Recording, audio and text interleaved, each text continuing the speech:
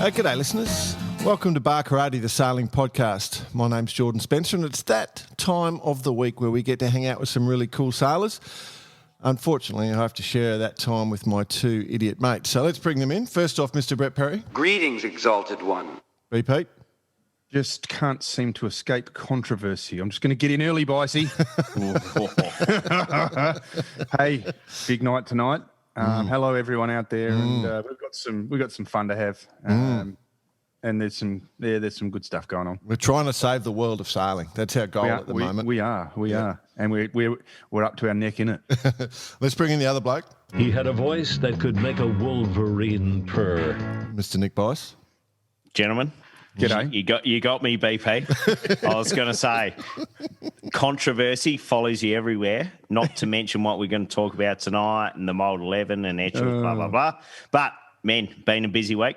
Yes. I've been working on my Anzac Day speech for the under sevens, our first game of footy tomorrow. And a quick shout out to our diggers out there and the people that basically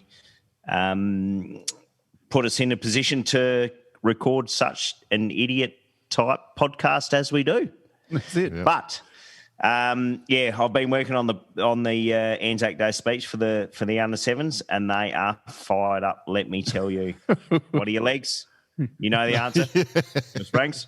That's it. And then just finally, before we hook into it, due to the disappointment of not being able to get to NZ with the barge or the tinny for that matter, just putting out something out there. There could be a new Bar Karate barge on its way. The 8-foot punt has been sold, has it? Yeah, no, that's been sold. And We're going up to 12. We're going up to 12 feet. We've got a wind. Could be an upgrade. And all I'll say, I'll be able to update you this time next week. But purchase based on sea trial coming up. So I'll translate for everyone out there. He's gone and bought some airbags to put on the side of his Land Rover. I was going to say it must have a windscreen, so that fits. That's it. Really? So a new Bar Karate barge is on its way. Looking forward to it. Potentially. Well, unless he's a total shitter. But so far, so good. Did you sell your ski, mate? That's the important thing.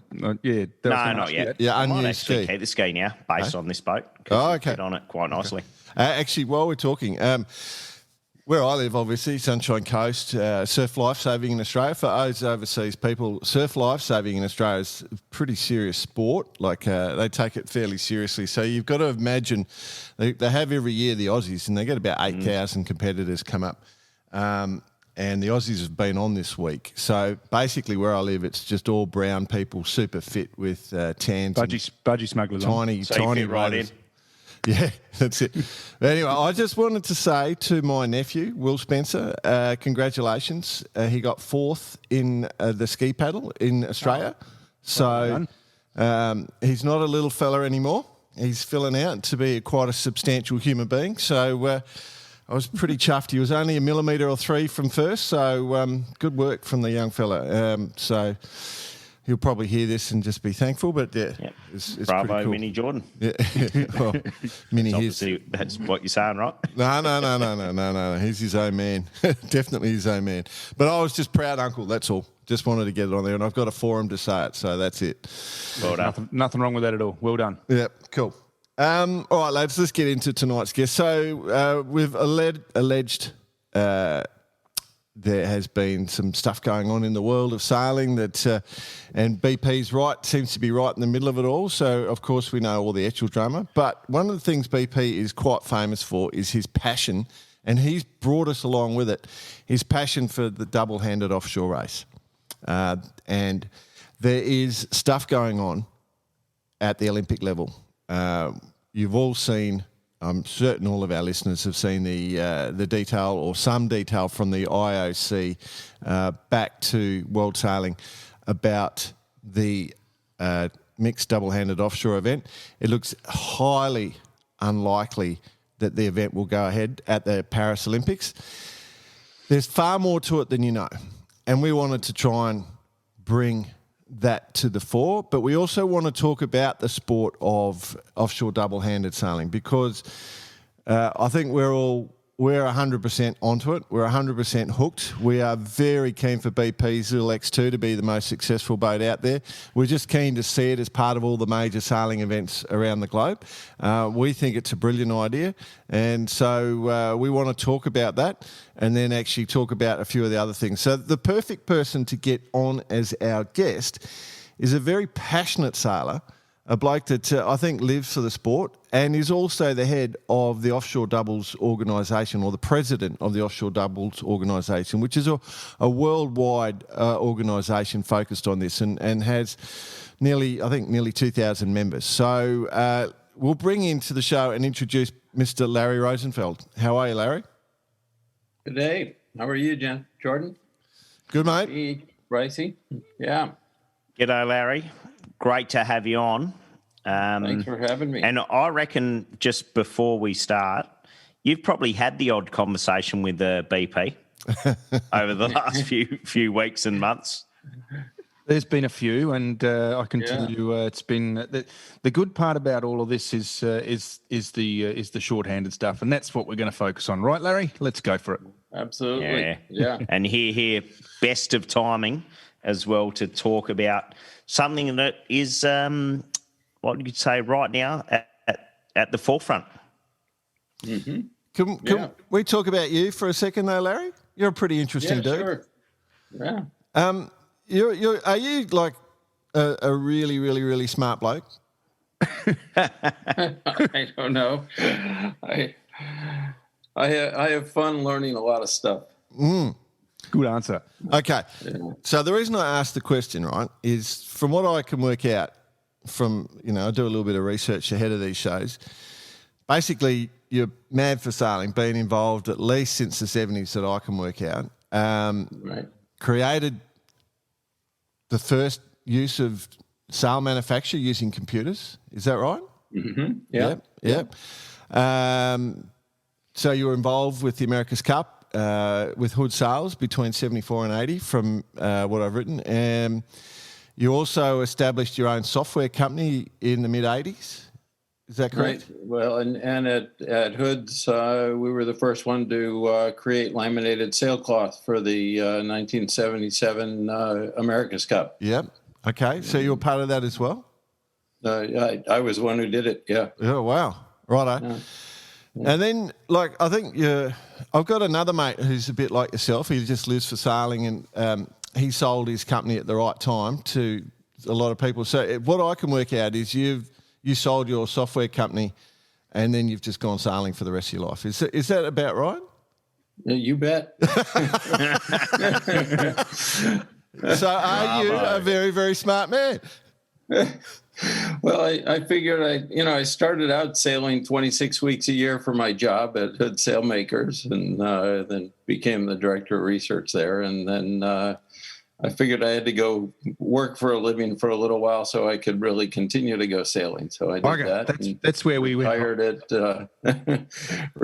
46, and then built Team Adventure. At the time the world's fastest sailboat with Cam Lewis. We raced around the world. The mighty Cam Lewis, who we should get on as a guest on this show. He so that was entered into the race. That was around the world thing on that.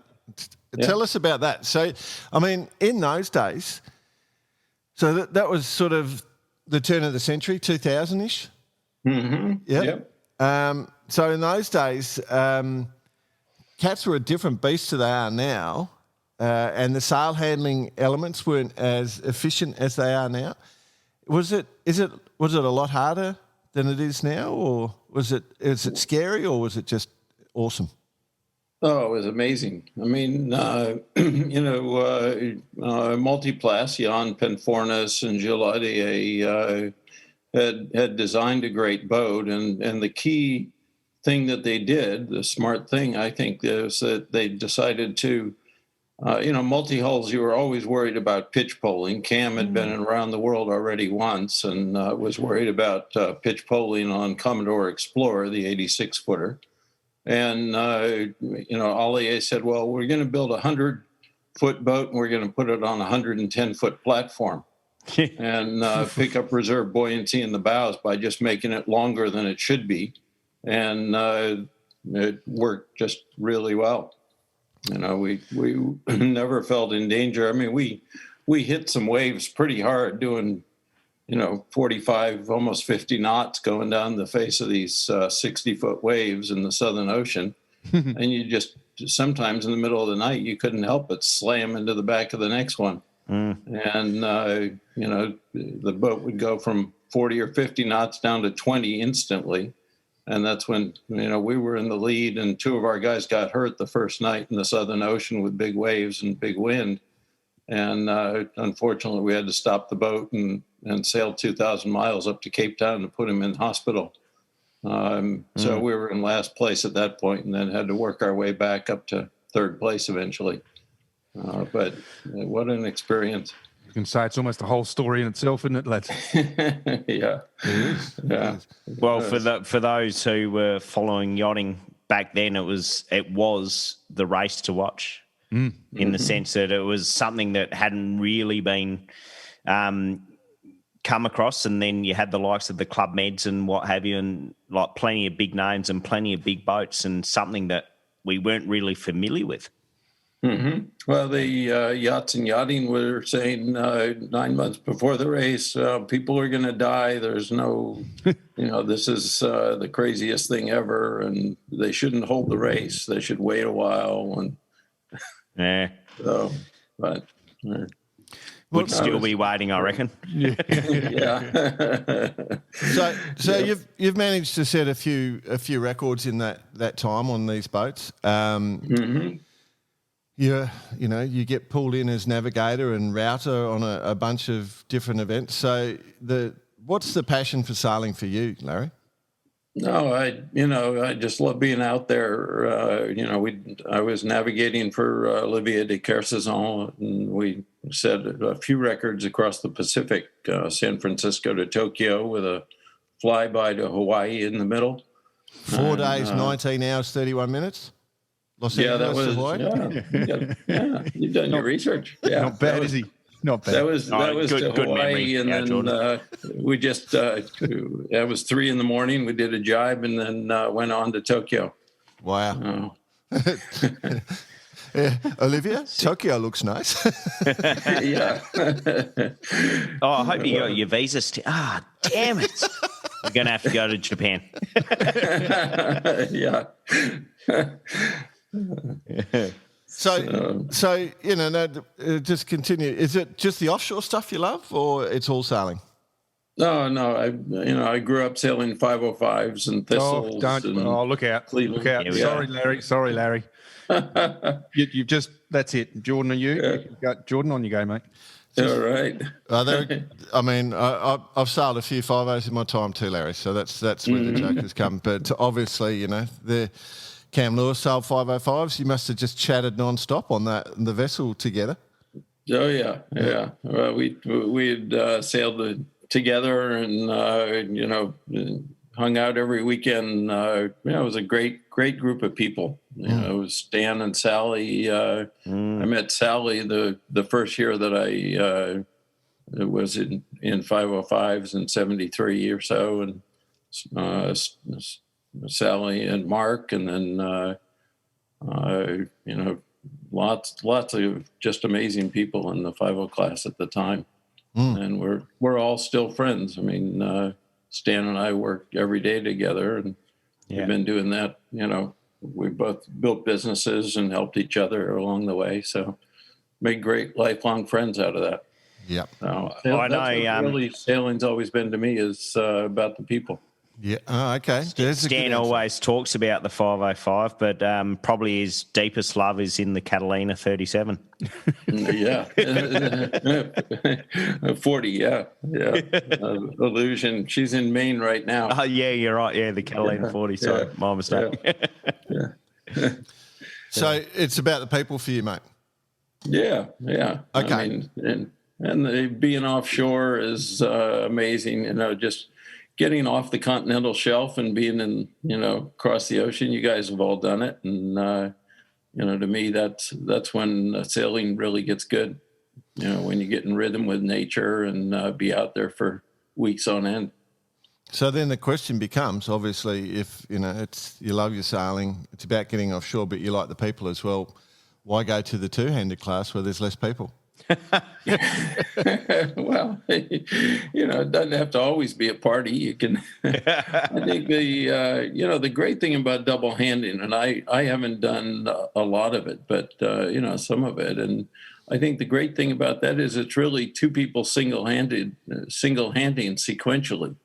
So you really have to know all the skills, and you've got to be on top of navigation and helming and being able to make decisions and when you're tired and helping the other person, getting up and being flexible in your sleep and all the things that you do in fully crewed. But you got to be a whole lot more well-rounded and fill out your game. And I think that's the really interesting thing about double handing that people don't quite understand unless they've done it is how much that pushes you.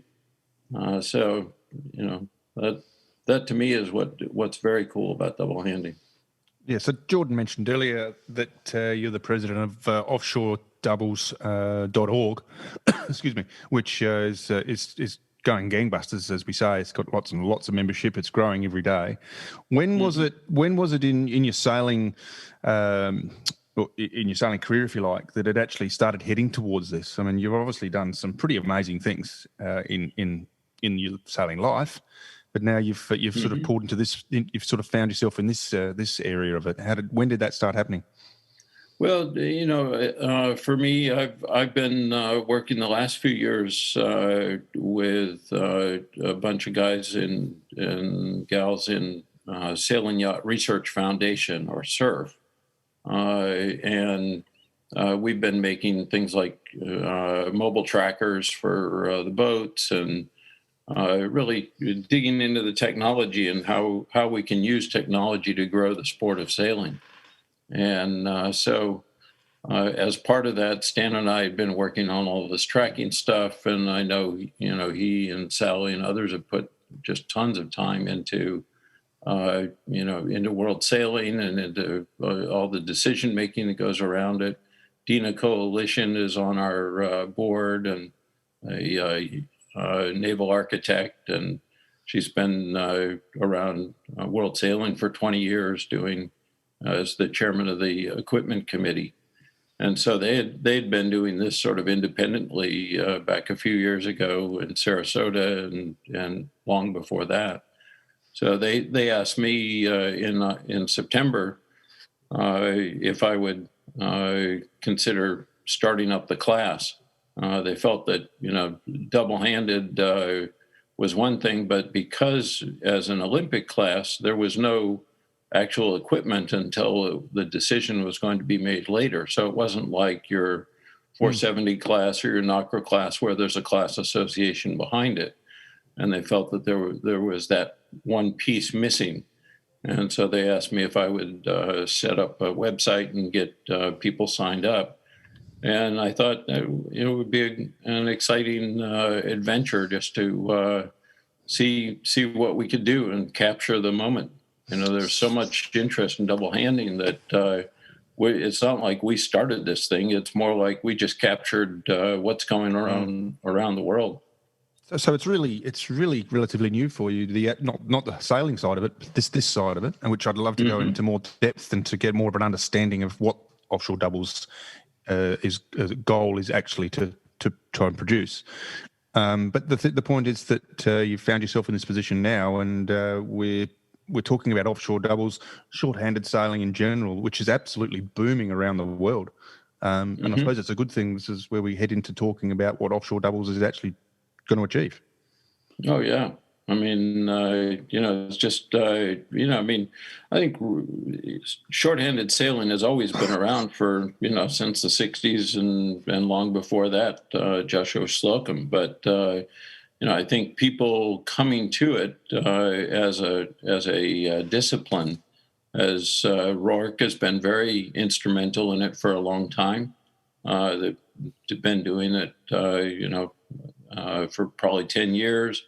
The ORC's got, a double-handed certificate and 2,500 boats with certificates in double-handed already.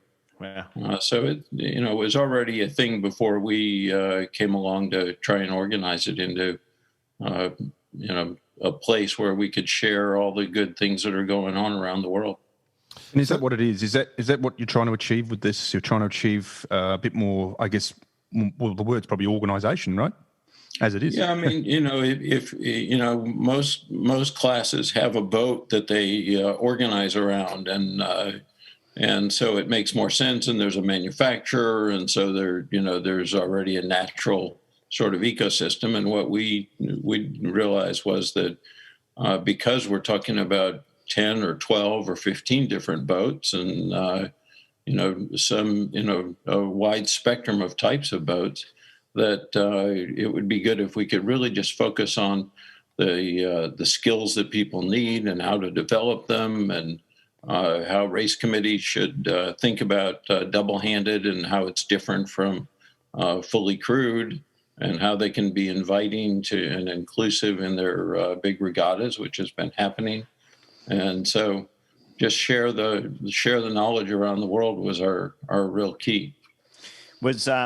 And kind of getting to the crux of it all, was it put together to basically get double-handed sailing into the Olympics? Well, it was already in the Olympics. I mean, from 2018, it is part of the slate and still is, even despite the premature notices around the world of its not being. So, yeah, sure. And it's still Plan A. So I think the idea was, okay, so let's organize around that and give people a forum for being able to promote it in their area, figure out how small countries and big countries both are going to train for it, show off in Melbourne, there's been a huge amount in Sydney and Melbourne, and Australia has been great with the double handing, and so being able to share what's going on in different places is really what it's about. Can I just put some numbers out there for our listeners? So Larry mentioned the ORC double-handed certificates. There's 2,330 of those issued across 25 countries.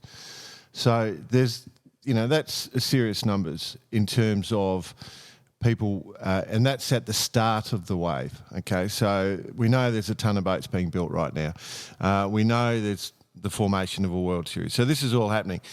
The other thing about the offshore doubles, let's talk about some of the people that are behind that. So there is a committee of advisors that were formed, and this is where you became involved, Larry. So the names are Loic Perron, okay? And if you haven't heard of that name and offshore, then you haven't heard about sailing. Dee Kafari, Dina, who you mentioned, Dina Coalition. Did I say that even close to right? Yeah, you got it. Knut Frostad, who... Sorry, mate. Repronounce K-Nut. K-Nut. You're a bit closer to him than I am, Bicey, so I'll let you take that punishment. Corrine Migraine, and then Matt Allen, and then Stan Honey. Stan Honey, Gilles Chiori, and then, of course, you, Larry. So... all those names. And Andrew Pindar, Rich DeMullen, who's never heard of those blokes. Some big names, though. Your point is, Jordan, some big names, right? My point is that this is serious. This is not random. These are the tops of this is the top of the tree in our sport, particularly the offshore part of the sport. And they're passionate, and I got an email from Tony Mutter the other day just screaming with joy about the whole idea. I think he was actually responding to your little talk, BP, on camera. And he's a big, there's a man that you want to go in the Southern Ocean with. So, these people want this class to succeed, or this event to succeed. So this is not some sort of half-assed made-up thing. So, and you're leading that sort of growth, I guess. So, and that's what BP is trying to get to. I just wanted to add some numbers underneath it all. So, we're trying to make it happen. I guess from my perspective, what I'm trying to see happen is it's going down a path where it's actually starting to be taken more seriously, even in Australia. Australia and New Zealand, if you like, has always had short-handed sailing. But when you go to places like France and immerse yourself fully into the French scene, you see how big it really is. I think it has potential globally to get to that scale. And that's what I want to see happen. I'm trying really hard to push Australia and New Zealand to align with what's going on around the planet, because if we can be aligned with Larry and with these guys, that we're all gonna benefit from it. So, well, yeah, there's certainly no doubt about that. And we see it everywhere, and it's been going on for a long time. And the fact it's all coming together now is a good thing. But obviously, one of the key things right here, right now, is to talk about the discussion going on around the Olympics. And despite our absolute backing for the double-handed class and everyone we have spoken to within sailing, we have not heard a negative comment against it. But it just seems we're up against something right now at this point in time. So how do we get over that, Larry? Or where do you see where it sits? We've chosen to really focus on the growth in the sport. This is, we believe, the fastest growing segment of the sport. And there are boats being built all the time, new boats that are coming out that are both for double-handed and for single-handed. I mean, and so that really is, my focus. And I think we talked about the 505 earlier, and for us in the 505 class, the Olympics would come calling saying, "Hey, you guys want to be an Olympic sport?" And we'd always say, "Nah, we're having too much fun anyway, thanks very much." And, we saw all the 470 guys, trying to diet and make sure they were small enough to be competitive. And we were just out having fun and drinking beer and going sailing. And so, there's a lot of things that get imposed on the class when you are Olympic. So I guess that's carried over in my thinking about this as well, is, hey, it'll go where it goes, and we're going to grow the sport, and that's going to help grow sailing. It's going to help grow women in sailing and diversity in sailing, which we feel passionately about as well. And so I think if the Olympics decides they want us and sailing decides they want us in the Olympics, we're happy to be there. And if it doesn't, we'll just keep on growing fast as we have been. Has there been any major events reached out to you, or is it going the other way? You reach out to them, for example, there was an issue with the Sydney Hobart trying to actually count them for the overall results. So I just want to know how that sort of interaction goes when you talk to major events, because some people perceive it as more dangerous. Yeah, I think what's been great is that the events have come to us and been really interested. I think the whole thing with the Sydney Hobart, it was fantastic that they said, yeah, we want you guys in. And, this is exactly the kind of thing. Should it be scored as part of the overall, or shouldn't it? What about the autopilots? There are a lot of little kinks to work out, but they're just little kinks. And people have differences about, in opinion about exactly how it ought to be handled. And I think that's the beauty of having a worldwide organization that can make recommendations to organizing authorities and say, well, over here it worked this way, and over here it worked this way, and this is what we found after a little while, that it was better this way. And then people will be able to take the benefit of that experience around the world. Which comes back to my point I was mentioning earlier about aligning together globally. I mean, once that's sort of a bit further down the track, these questions are going to be answered, or it's just going to be taken as is, and that's how I see that. Yeah, for sure. Yeah. So, I mean, there's also a lot around safety at sea. Man overboard procedures, for instance. There's been a lot of good work being done by with Rich DeMoulin and the Storm Trysail Club and Stan and a number of people on the West Coast about how to retrieve. Stan and Sally had to think about, well, what if Stan fell overboard? Sally may not be strong enough to lift him up over the side, and what do you do? And they came up with the idea of the halyard and getting the halyard on the life sling line and using the halyard. And what people realized was that most often the person who gets hurt or killed is by the boat, because the boat can't stay on station and will be turning and in the waves, and getting the person close to the boat is the dangerous part. So if you can get the person halfway up the hull already before they get to the boat by using the halyard, that's a really much better way to do it, especially if you're just double handing. So things like that, we want to make sure that we share that around and get people that information as soon as we can. I mean, we're big fans of the Vendée Globe, and I think I've said multiple times on our show, just as my personal opinion only, is that I reckon it's a better event with two people on those boats, because there's one person awake the whole time sailing the boats harder. And so we get a better event. And the double-handed just picks up on that. It just makes it more accessible because we're targeting smaller boats. They seem to be falling in that 30, 33-foot range, which is accessible by most. So because it becomes accessible, the safety aspect suddenly becomes a lot more important, because the standard, we know the guys that are on the IMOCA class boats, they've done their time, but anyone can buy a 30-foot boat and go for a yacht with a mate. So, is that part of your mandate to try and sort of drive the safety element to that, or have a standard from the crew? Yeah.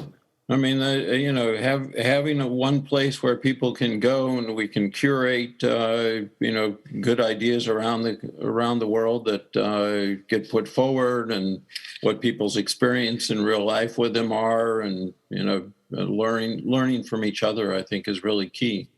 How to take a fully crewed boat and how to make it more seaworthy for double handing and more ergonomic for double handing is another whole area. How to do jibes double handing as opposed to with a full crew. The first time you do it, it's a little bit hairy with a big kite, and you're trying to figure out what you're going to do first. Actually, on that, BP, with your design, with your kite, are you going like it's an asymmetrical, correct? Correct, yep. Are you going inside or outside with your design? Depending on the conditions, we would always usually jibe inside. Okay. Why don't you just disconnect the forestay? Yeah. That goes down pretty well with world sailing, I believe. Yeah, no, we've got a Martin breaker on the forestay, and what we do is we just throw the tack of the fling. No. It's a process, as Larry sort of and everyone in the discipline knows. It's a process when you are short-handed to take it a lot easier in terms of actually thinking through each part of the manoeuvre, and so it's making sure that you're doing the turn in a rate that's actually not putting yourself into a bad position with the sails, and making sure that you're almost turning the boat in a jibe, for instance, making sure you get the sail around the front, and then you're almost goose winging. That's you staying square as much as possible. So lots of little things like that. So if you're, say you're thinking you're starting out, like what's the best place to start? Like, is it just do a one-day offshore event, or is it to do? I can't imagine around the Cairns is easier than doing a little point-to-point race, but or an out and back sort of thing. What do you guys have any thoughts on the best place to start if there were people new to it? I think starting out just cruising, a little bit. It's a good one. Why not just go out there and get comfortable with it, and get some procedures, talk to a lot of other people, read up on it. I think that's where it's kind of cool, is that there's a lot more information out there now that people have been doing it a bit more. And as we've always found, racing kind of accelerates the learning curve, right? And because we're always trying to figure out how to do it safer, faster. And so I think that's the beauty of having this as a racing class, is people are going to figure out a whole bunch of new things, new equipment will come out from it, and all the rest. All right. So the class was announced in 2018 as to be the new class at the 24 Olympics. So it met a number of elements, with equal representation, male, female, on the boat. It was a unique event. And I mean, there was a bit of there was a bit of financial reasoning behind why this event was put forward in the long run, or allegedly there is. We've heard the story, so I don't know. I'll explain what we've heard. I don't want to talk sources, shall we? Let me just say, basically, World Sailing receives its funding from the IOC. Okay, majority of its funding comes from the IOC. Your funding levels is determined by your where you stand on your TV levels, whether you're an A, B, C, D, or E sport. I can't remember where sailing is, but let's say it's a D or a C or something.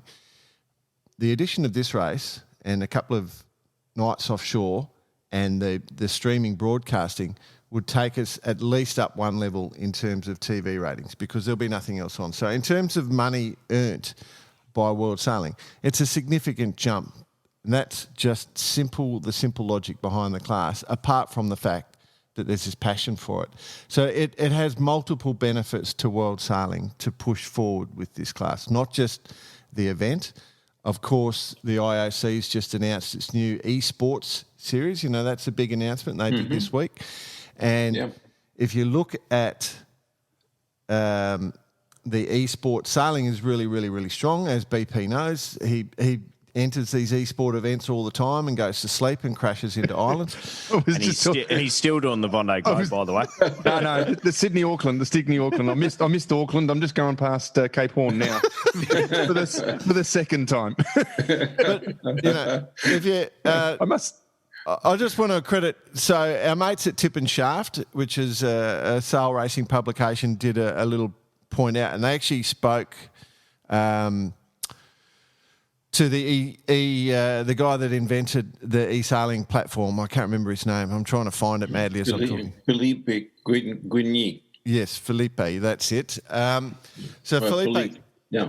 He reckons on his intra events he gets 30,000 people participating. Offshore events is about 3 million.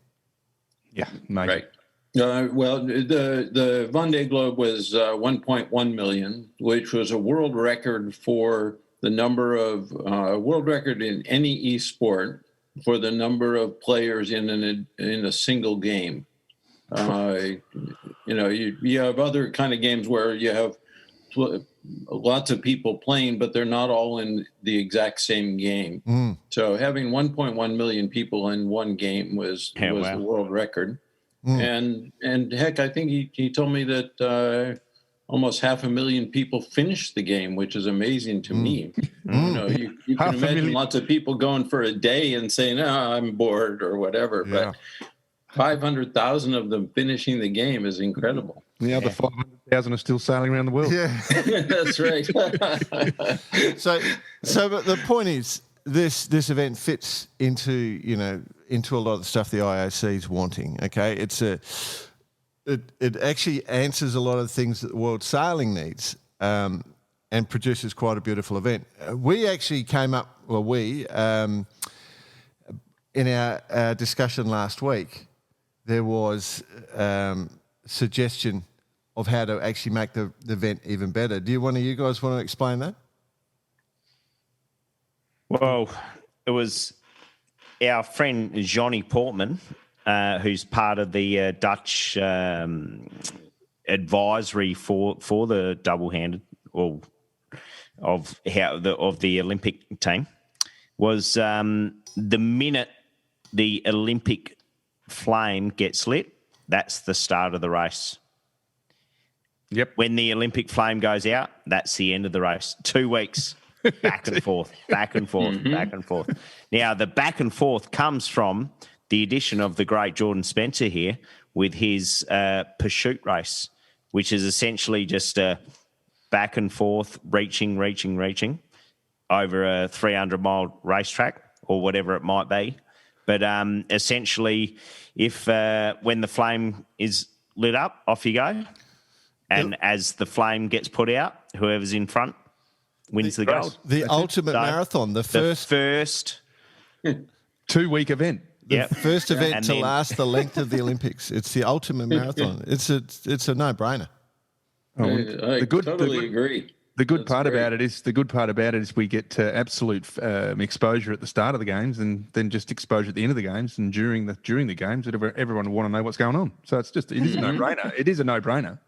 Anyway, but the event is a good fit for the Olympics, and I think there's a lot of people out there that are quite passionate for it to be in the Olympics, and it would be a real shame for it to go. So what has been said by the IOC? Do you know what's going on, Larry, or do you want to talk about that at all or not?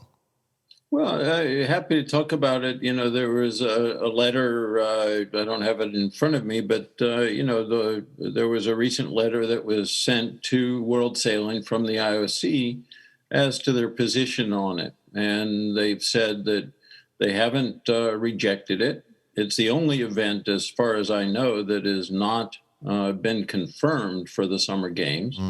And they said they had a few problems with it. The problem that they stated back in December when they first announced this concern was field of play security, meaning that could you keep the boat safe? That's different from safety at sea or safety of the participants. Yep. But field of play security, just like you secure a stadium by making sure that people don't have weapons in their bags by not allowing people to bring bags into the stadium, right? And so we thought, okay, it's a legitimate concern. The French Navy has officially said that they are very comfortable with securing the field of play, however big it needs to be, that they've have plenty of experience in their waters in the Mediterranean, and they will do it at no cost to the Olympics and no cost to the taxpayers. They actually like training exercises like this because they learn a lot about what they should be doing and their procedures and everything else. So they were very enthusiastic supporters of it. But the Olympics hasn't, for some reason, the IOC hasn't said, okay, that box is checked. They just keep bringing it up and bringing it up. It's sort of an insult to the French people, I think. Yeah. That they shouldn't be able to secure 18 boats in their home waters by their French Navy. Well, the French will be... sorry to talk, BP. Just no, that's right. Quick point. The French will be definitely... They want this event. The French 100% will want this event. Yeah. Well, as we said, France is the nucleus of short-handed sailing, and if there's any navy in the world with the experience to look after a fleet at sea, it's the French, because they do it all the time. Right. People don't realise that it is training. It is training for them, and they use it as training, not just it's not a cost as such. Right. They also said that organising the event will be complex.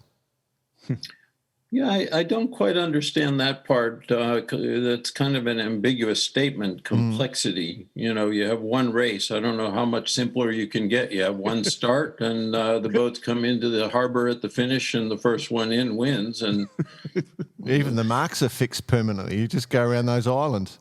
Exactly, or you don't even go around islands. You just go around virtual marks. It's fine, and. So, we're thinking about ways in which to address some of these concerns, but some of them have been stated in ways that they were that they're hard to address because they're not specific enough. But we can always address the field of play security by reducing the size of the racetrack. I mean, in Formula One, they go around the track a whole bunch of times before the race is finished, right? And so we could make it a much smaller track, for instance, and make sure that they felt comfortable that the field of play could be secured in the way that they wanted. We're very open in terms of format to make changes. I think the one of the keys was they mentioned that the cost, and one area of cost that has been concerning to them was the broadcasting cost of actually producing the broadcast. And we've done experiments. Last fall, we did a 24-hour race, double-handed in Melges 24s in Long Island Sound, which is pretty sheltered, but it's a great training ground. This was Oak Cliff, and we did Facebook Live with an iPhone in a transparent Pelly case, on the back of the boat. And for 24 hours, we had live TV on all 5 boats, and second-by-second tracking with our surf SAP tracker. And so you could see everything that was going on every time somebody woke up, and when they had conversations. I think Eurosaf last year did a fantastic job with Facebook, where they required you actually got some points off if you didn't do it. Then they required every 6 hours for the crew to do a 15 to 30 second video of what's going on and just interview their co-skipper and talk about how they were feeling, what decisions they were facing, how tired were they, etc. And you just go through these Facebook logs, and it's fantastic. You really get a feel for what's going on out there. What other Olympic event can you have where you're actually hearing from participants while they're actually in competition? Yeah. Apart from the weightlifting when their guts blows out of their ass. But we do hear a lot there, yeah. Obviously, the other big expense is how nations can get into it. Or is that more perceived how expensive it is? Because what I want to go back to is, as Jordan, as you mentioned, currently yachting is ranked in the CDE area of the funding from IOC. So by introducing this particular class, the double-handed class, and if yachting can jump up 1 or 2 ranks, the amount of funding that might come in could possibly, in my mind, self-fund the whole program. Is that is that right or wrong? Am I? Well, this is actually we haven't been discussing this moving up in the funding kind of thing. This is something that you guys have heard sort of independently, and I wasn't really even aware of that part of it. We're quite smart people too. Yeah, you bet. Well, Jordan is. He's got a massive head. Jordan room for that stuff. Jordan just briefed us earlier. Just brought us up to speed. We bring it up just Anyway, to make it look like we're all smart. But anyway, go on. But to let me, just before we go to that, because I think there's some good answers and good discussion to be had there. The point is that the OBS, the Olympic Broadcasting Services, was worried that they were going to have 2 helicopters and a refueling ship, the size of a cruiser or a destroyer to land the helicopters on. It was going to cost millions extra. And it's just not true. And we've decided for other reasons, really, the main reason we want to keep the course in close to shore is that, as you guys know, and most offshore sailors will appreciate, it's much more challenging in close to shore. You get the sea breeze coming in during the day, and then at night, it dies down, and then you get the drainage breeze coming off the land. And so you probably in the summer in the Med, there's times when you have no breeze. So it's much more challenging in close to shore than it is offshore. And so we think it'll be much better racing if we keep it within 20 miles of the shore. And, there's still plenty of places you can go and diversity in the course and everything else. So we think it'll be much better racing. Plus, it'll all be in cell phone range. So you can do this sort of live broadcast from cell phones. And, Shit, you'd hate to leave your phone cable at home, wouldn't you? Yeah. Yeah. Roger. Damn it. Boise, you and I have spent a fair bit of time in the Gulf of Leon, haven't we? Oh, we. But the point is exactly what Larry's saying, is that these questions that are being put forward just seem to be continually answered, but they're not being listened to. Is that what we're hearing here? Yeah. Is that it in a nutshell? Is there something else going on, Larry? Behind the scenes, or is that? Yeah, let's go back to the cost thing, if you don't mind, Bicey, for a moment. You asked a minute ago. Yeah. What about the cost of these bigger boats? Does that mean that this is only for rich people or rich nations or something else? And there were a couple of thoughts about this. Number one is, the nice thing about not knowing which boat it's going to be until right near the end is you can't go out and buy a fleet of them because you will probably have the wrong boat. Yeah. And so that was something that Dina and Stan and the people in the equipment committee decided early on. Was they had made a mistake, they felt, in the match racing a few years ago, where they announced the boat early, and the bigger countries, the richer countries, went out and just bought tons of these boats, and they were practicing and had a big advantage. And the smaller countries said, "Well, this is a fool's errand to try to go to the Olympics against these other guys who can afford these boats. So why should we vote to have this even in the Olympics?" And so they very specifically said, "No, we want to make the decision really late." So that in a perfect world, you wouldn't announce the decision until the night before the Olympics or something, right? Although with leaking, every information travels the way it does, that's hard. But you could do it 6 months or a year in advance and make sure that you had enough boats. And so the cool thing is that if that's the way you deal with it, then every country has boats. If you go to any harbor in the world and you see boats of this type and this size, and you just go up to the owner and say, "Hey, I'm training for an Olympic spot, and me and my mate we'd love to make you an offer where we can take the boat during the week and sail offshore, and we'll race with you in the races that are important to you, and let's make a deal." Cost you nothing. You don't have to own a boat to be in this event. Good point. It is a very good point. And I'm sure there's plenty of owners out there who would 100% support that. Mm-hmm. Yeah. So there's been allegations. There's been allegations made that there was going to be a minimum average age put into the event of average age of 50 because.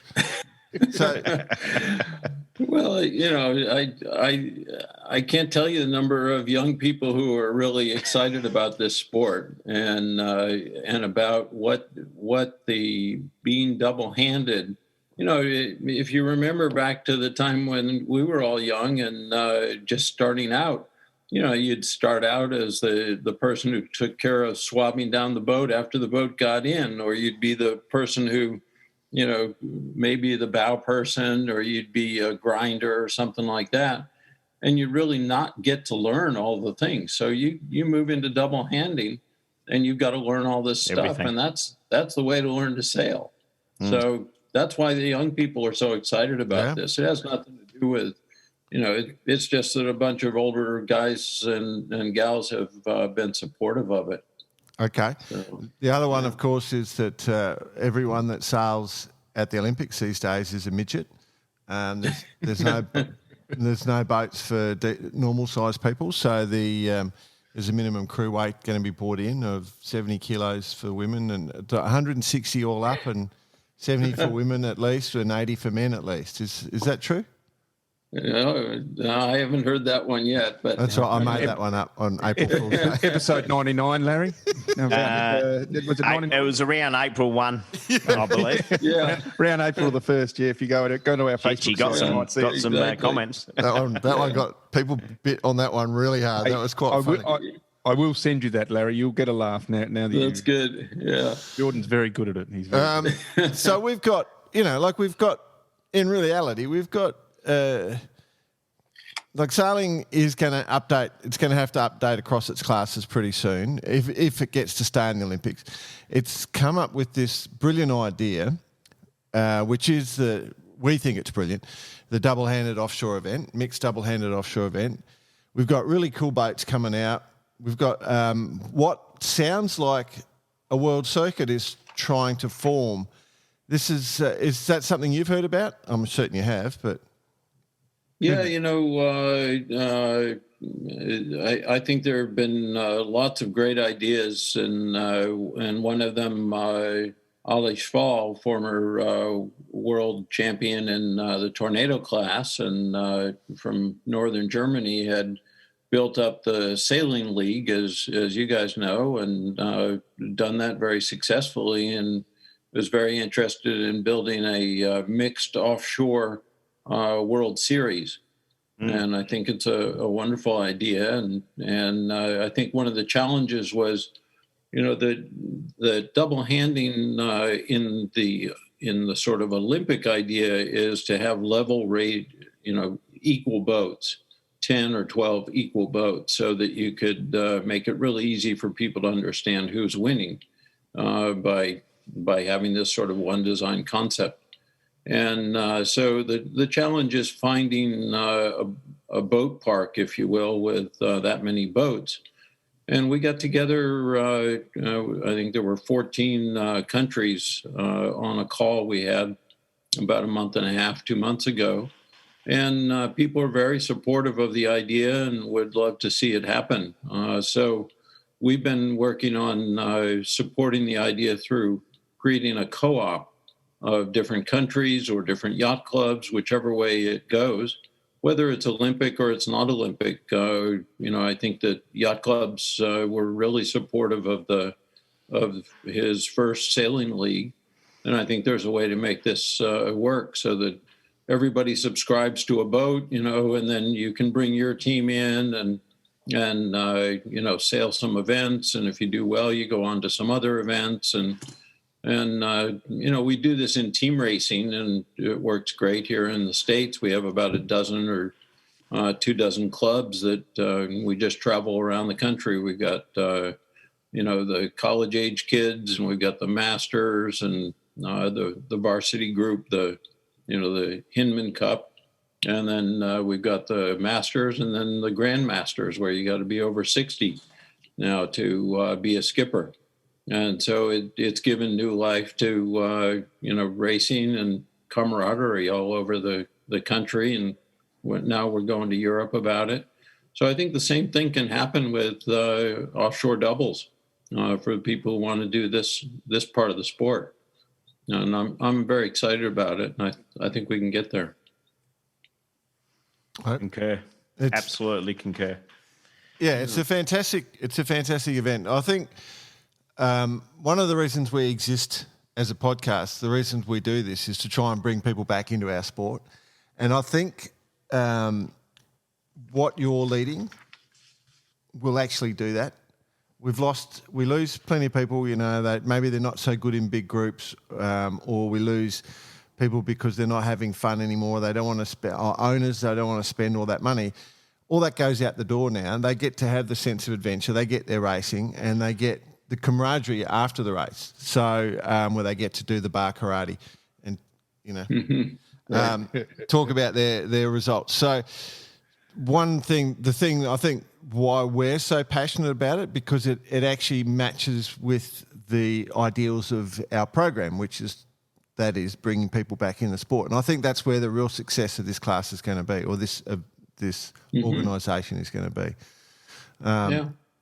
So, I just wanted to get that down because I think that's sort of my two bob on the situation. And I don't know how you feel about it, but I think every professional in the industry will be pretty stoked if it is a success as well.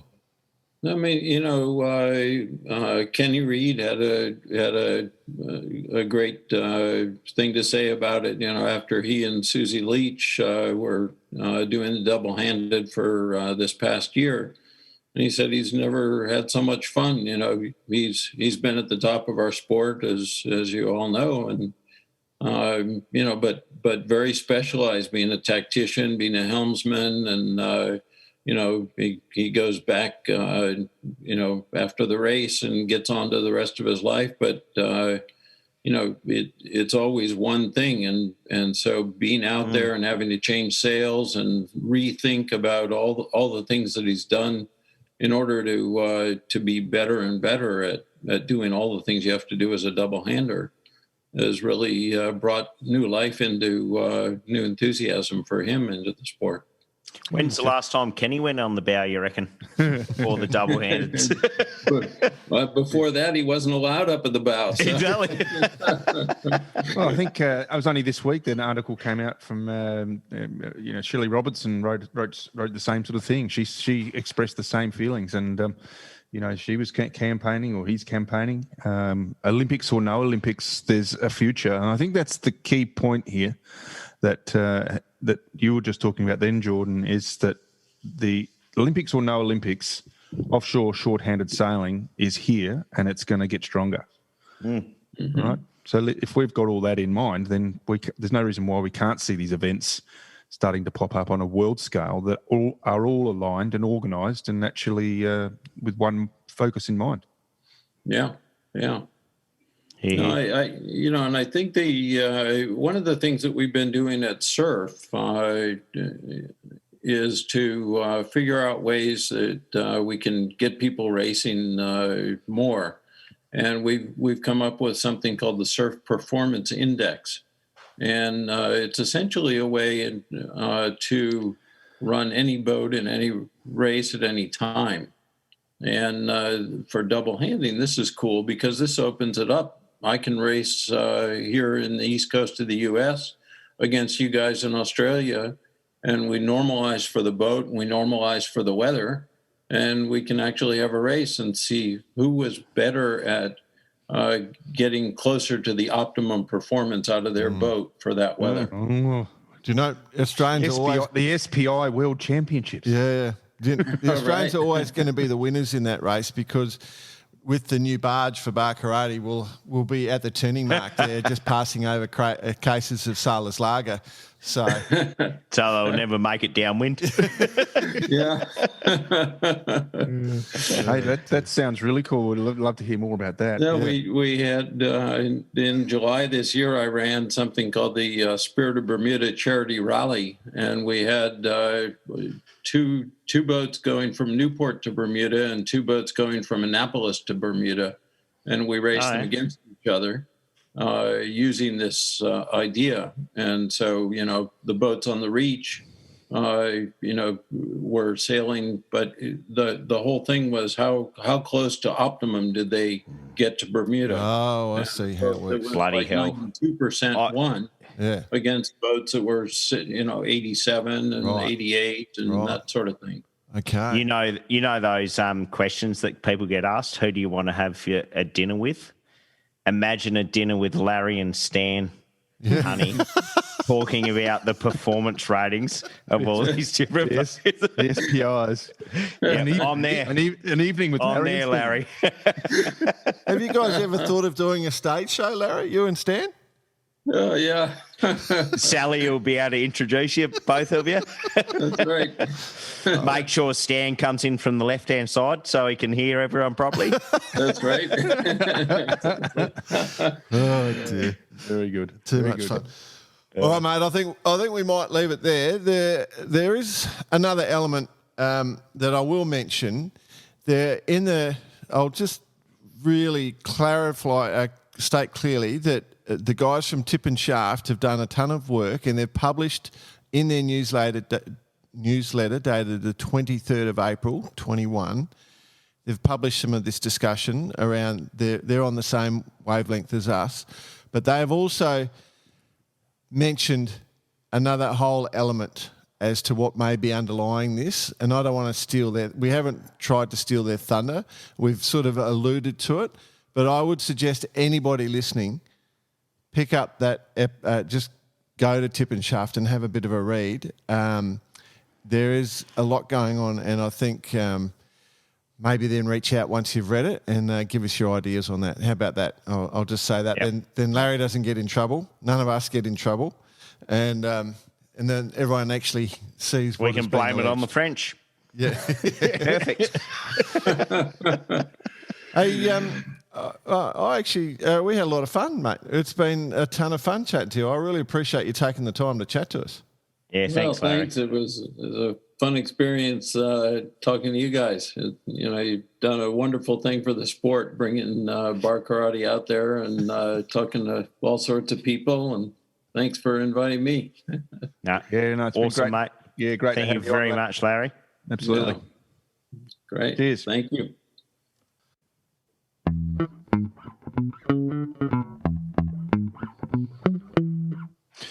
Well, short-handed sailing is here to stay. We get that message loud and clear, don't we? I think the whole Olympics thing has just got more to play out. I think we're going to hear more about that in the coming weeks, and we'll try and do our best to bring something to you. But yeah, I've got to say, very balanced from Larry in the sense that it's a long game. Yeah. And yes, despite the Olympics being announced, well, the double-handed thing being announced in 2018, actually at the end of the day, 24 or 28, does it really matter? Obviously, one of the big concerns would be losing a medal in the Olympics. But it's, like you say, it's here to stay. And just a quick one, negative, it wasn't the Catalina 37, the Cow 40, my mistake. And it just, it was just, for some reason, it was just on my mind, the Catalina thing. But no, the Cow 40 that Stan had always told me about, his favourite boat to sail, just in front of the 505. So, well, fantastic. Anyway, listen, it was great to have Larry on, and as I said, I think we're going to hear more about that in the coming weeks. So, stand by for that one. No, I've got a question for you though, BP. Yeah. You're sitting on a potential gold mine here with the X2. You're basically Bruce Kirby with a laser, essentially. If you could choose between the X2 being the Olympic boat or not, what way do you go? I think it's got to come back to the original design brief and where the concept came from. When we first started the Far X2, when I was speaking to Britton Ward, we specifically said that we were not interested in the Olympics to make the X2 an Olympic boat. When it got launched, the concept, there was a forum released on Sailing Anarchy, our mates at Sailing Anarchy, saying, the Far have entered the race for the Olympics and blah, blah, blah. For us, it was never really in the front. We just wanted to do a boat that serviced this market that we saw growing. That is a passion of mine. I've been in the mini fleet for years and years and years, but I wanted a boat that was like super, super cool and super high performance and had all the bells and whistles. And so the Olympics were never really, in our mind. Would I go if I was chosen? I guess there's a lot of fors and there's a lot of againsts. If you become an Olympic boat, I feel like you become sort of stifled in your growth, if you like. You're dictated to by certain parameters. Whereas with not being an Olympic boat, like the 5.0, you can go about doing your own thing. And I think that's where I'd prefer to be. I'd prefer to be having my own One Design events. I'd prefer to have my own, tour if I could.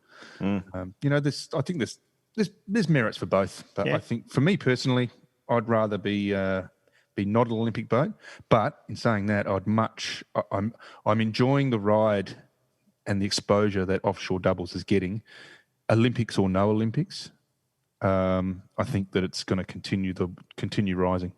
Yep. So, Here. Good answer. thank you.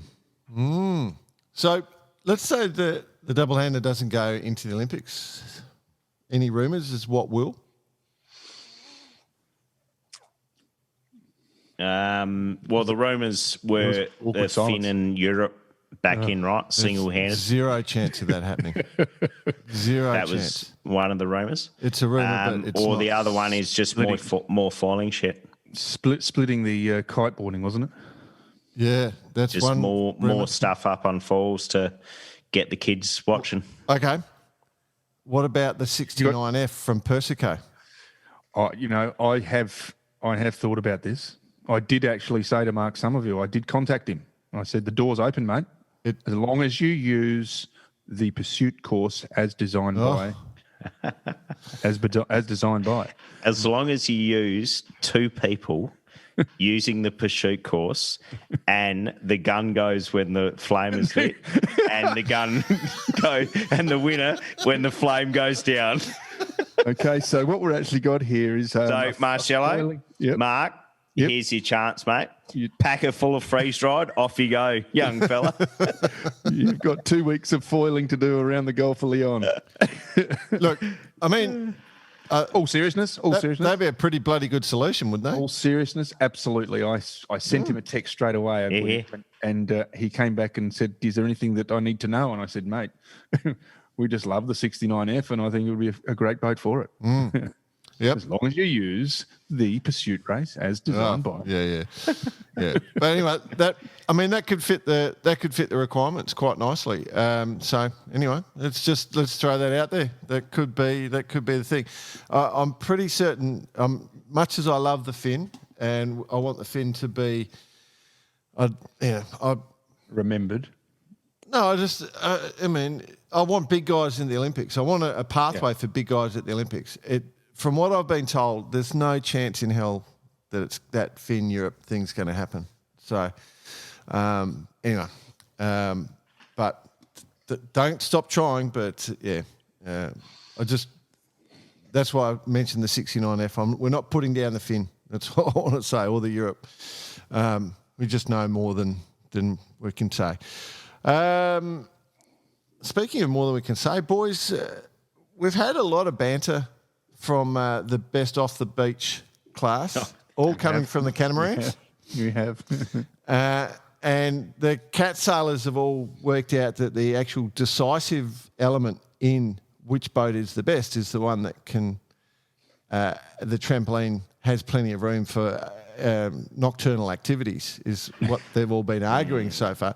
But they went out to prove it was about the sailing, and they finally, there was no wind when you went up, BP. No wind a few times, right? Yeah, no, we tried a couple of times, and it was just beautiful autumn Sydney weather everywhere. I will say there's an offshore classes event on at Port Stephens right now. So we're recording on a Saturday night. So Port Stephens in Australia, which is just a beautiful stretch of water, and they're all there ready to go up against each other. Zero wind today. So Zero. They absolutely didn't do, but they have had their challenge. Did you guys see that little note we got? Yeah. I watched the challenge actually. Tell us more. And again, zero breeze. So maybe turn that nocturnal activity into a bit of daylight activity. Yes. That could have been worth a cardinal too. But we just need some brace for the proper challenge, and to do the pursuit race, have that included, obviously. Yeah. So, mate, appreciate the efforts from all the boys, and the banter is so good, and we love seeing it. And we love talking about it. We do have a laugh. I spoke to Mark the other day. I must admit, the Paper Tiger guys haven't done too much lately. No, nothing heard. Yeah. But keep up the banter. Keep it going, and let's have a proper crack in some decent breeze where we can really see some carnage. Yeah, well, it is the Taipan state titles actually this weekend right now. So, but again, no wind at the moment. So not much success for those. But speaking of a bit of wind and going fast in multi-holes, like that one, boys? The Mod 70. I like the segue. Yeah, really good segue. That's how professionals do it there, right there. Unfortunately, there is no wind in Bermuda today. No, I'm actually going to the Mod 70 record first. Oh, my mistake. I wanted to go the Mod 70. So there was a little bit of a throwdown with a couple of Mod 70s going toe-to-toe. Last day, basically, yesterday, wasn't it? Yesterday? Yep. Yeah. A few hours ago. Yep. So did you guys see this? Yep. I saw the initial... Well, it wasn't really banter, and I must admit I was a bit disappointed from that. I wanted more between the two stalwarts, the power play and the Maserati, just to start, creating the banter, get more people interested. Bit of biff, as much as you could, yeah. Bit of on top. But to see it play out, I kept a pretty close eye on it. So what was it? Let's for the listeners, basically starting in the Solent. And across the channel to France. That's it. 100 to Dinard in France. So, yeah. Yep, 138 miles. So the Maserati won and actually set a new best time. So 4 hours, 30 minutes, 49 seconds. So that, and they beat Power Play by just over 3 minutes. They took a few minutes off the previous record, so average speed of just over 30 and a half knots, 30.6 knots to tell the honest truth. Old mate Sci-Fi was on the power play, sending a few videos off the boat. I don't know, did you guys catch any of those? No. No, negative. Negatory. So if you're on the Instagram, Simon Fisher, he had a few on his story just go up, so that was pretty cool. And yeah, it looked like a lot of fun doing 30 knots across the channel in 4 hours. That's just insane, don't you think? Well, simply knowing you're going to be at the destination in 4 hours doing 30 knots, that's worth a beer when you get there for sure. It's ridiculous, isn't it? It's just the 3 minutes. That's like 18 miles. The pace they were on. So they actually smashed them. Yeah, couldn't see him on the horizon, but we got him. But so the Maserati being highly modified Mod 70. By our mate Guillaume Verdier. It'd be interesting to just have a look at the differences of the boats to really see why they got those 3 minutes. Well, maybe worth getting Sci-Fi on to be the world record holder for Baccarati for the third episode. So rumour has it, if Sci-Fi wasn't stuffing around on his Instagram, they would have beaten him. Yeah, that's the story I've heard too. Missed the jibe by 3 minutes. Could I suggest that if the owners of Maserati and or Power Play feel like flying us in to take their boat for a sail, would we could do a Baccarati special. You're right. Actually, that would be quite easy. Good call. I've got a nice new set of Mustos, so yeah. There you go. That's a nice free plug for Musto. Well done. Oh, there we go. Sorry. I forgot we're not into that, are we? Might have been Henry Lloyd. That's right. We're mates with the Musto family, so we're allowed to. Yeah. Anyway, all right. So that was good. But now to the other point is the Sail GP has started their sailing in Bermuda. What's the deal here, man? I can explain it. I saw Slingers put something up on Facebook. Great day of racing, plenty of carnage, can't send the results. I did see that, yeah. So have they taken liberties? No. Or, well, by the time this is listened to, we're going to know who have won the weekend. But they are going to utilise the Friday racing. Yep. As part of the championship. Yeah, so the forecast is no wind on Saturday. Bermuda would be very early hours of Saturday morning as we're recording this. So they sailed Friday, and because of their TV broadcasting deals, they have to play it on TV. Their broadcasting deals are for Saturday and Sunday. Saturday. Yeah, so they pre-record, is that what you're saying? So they've done the racing, the day one racing's happened, and they're going to publish it as though it's live on their TV streams. So everyone's sworn to secrecy, basically. So, and, you know, I mean, we know the results. Oh, no, we don't. No, sorry. No one knows anything, okay? So no one can get in trouble. But basically, they're going to play it on the TV as though it's live. So that's why you're not hearing anything come out of there. And we won't be able to say anything. Like, it'll be over. I mean, it's going to happen. So, but it'll be good fun. It'll be good. They reckon it supposedly was one of the best days of racing. Question, gents.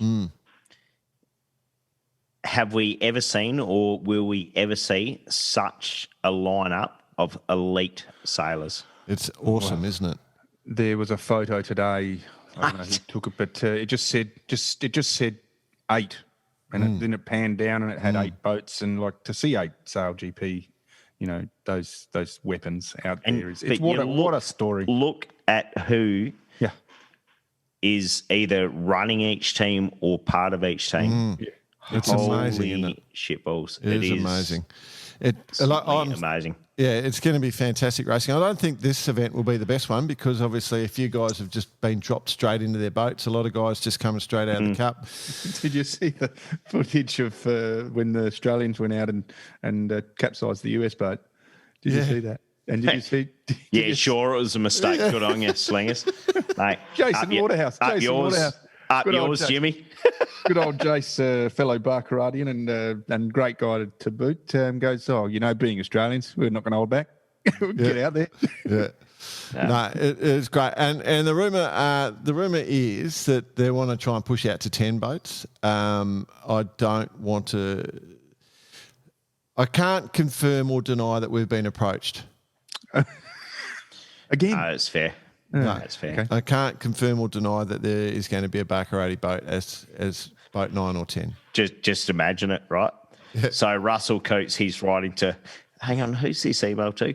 Oh, cheers at Barcarati. Oh, these blokes must be pretty serious. He's written to us. We've spoken to Coates. I think he'd be a lot of fun. I don't reckon he'd speak to us on air. I'm not sure. I'm hoping he will. But we've chatted. Let's put it that way. So, but he's. Would we go the octopus on the sail or? Definitely. Yeah. Well, that's also. Oh, great segue, by the way. I got you beauty. Go on, bring it up. So, quick shout out to probably Barcarati #1 fan. John Schaefer, with his live video this week of the Wampa, the Barcarati Sailors Lager Code Zero. It's just insane, isn't it? It's cool, isn't it? Yeah. It was cool. So basically, if you haven't seen it, just look John Schaefer up, Sailors Chesapeake or something. But or we've obviously featured it as well. But basically there's a pretty big Code Zero out there with Barcarati Sailors Lager Octopus on it. Fantastic. Love it. Fantastic. Made your way straight to the front of the old coffee table. And the poor old mate hasn't even had a Barcarati Sailors Lager yet. Like, we can't get it offshore, although we've got some discussions. We did have an email come in today. Yeah, we've got some discussions. Well, I was going to tell him, get yourself a Budweiser, put it on the bar for about half hour, let it go flat, squeeze some lemon into it, have a sip. Pretty close. Get stuffed, you mongrel. That's not true. No, not at all. Yeah, Ash has much more alcohol in it than the Budweiser. Righto. Finn Gold Cup coming up, boys. Speaking of our passion for the Finns, Finn Gold Cup in Porto. How many boats? 497 or something? I don't know. Like, is it a real Gold Cup? Not everyone can travel. Starts on the 5th of May through the 13th. So it's a big event, obviously. Yep. It is one of the major events. So I just wanted to mention that's coming up so I don't forget about it. But I'm not sure that any world is a genuine Worlds at the moment. There's a lot of people who aren't able to travel. Yep. So, at least there's people sailing. But Porto, nice place to go for a yacht. Lovely. Here. Last thing I've got on my list is correspondence. I've got the email for the Commodore which Commodore have I got? I've got the Beta Bay Yacht Club. The Beta Bay Yacht Race is coming up, and got the Commodore for the Tin Can Bay Yacht Club. I've got his details. I'm going to give him a call and make sure we can bring the Sailors Lager down. So if you are at the Beta Bay, I'll be there Friday afternoon in a nondescript brown Mazda 6 wagon full of Sailors Lager. Wearing a cane visor. With a tropical shirt. That's it. That's it. But I've already had a few people come to the door and take some. So the people are keen. So, yeah, it's all good. And I think a bunch of the Finn guys took some Sailors Lager down to Port Stephens. Bravo. Bravo indeed. Good one. Anything else? That's me. Yep. Right. All done. Just finally, just a final shout out to our diggers that basically gave us the opportunity to be here to be absolute idiots. So happy Anzac Day to all, and raise a glass as you're listening to this. Here. And go Anzac offshore Day. doubles. Yeah. So for those not from Australia and New Zealand, everyone in Australia will get up at dawn for the dawn service, and then they'll go down to the pub where the diggers will play a game called Two Up, which is just betting on the toss of 2 coins, and then we'll tell some loud, stupid stories. So it's probably our day to shine. Yeah, pretty much. We going in. Sounds like a normal Sunday to me. Yeah, and my grandfather was at Gallipoli, so you definitely think about it all the time. Anyway, yeah, as Bicey said, it's a big deal in our little land. So, yeah, to all the servicemen. Yep. Anyway, and to all the sailors out there, go sailing, have fun. Those in Port Stephens, have a great race. Yes. And those looking at buying a double-hander, then I think, BP, you're a bit inundated at the moment. You've got 1 million people trying to buy one off you, haven't you? www.farx2.com. There you go. 1,000,001. There we go. What a great way to spend a Saturday night, lads. Good on you. Cheers. Here. All right. See you, lads. See you, everyone.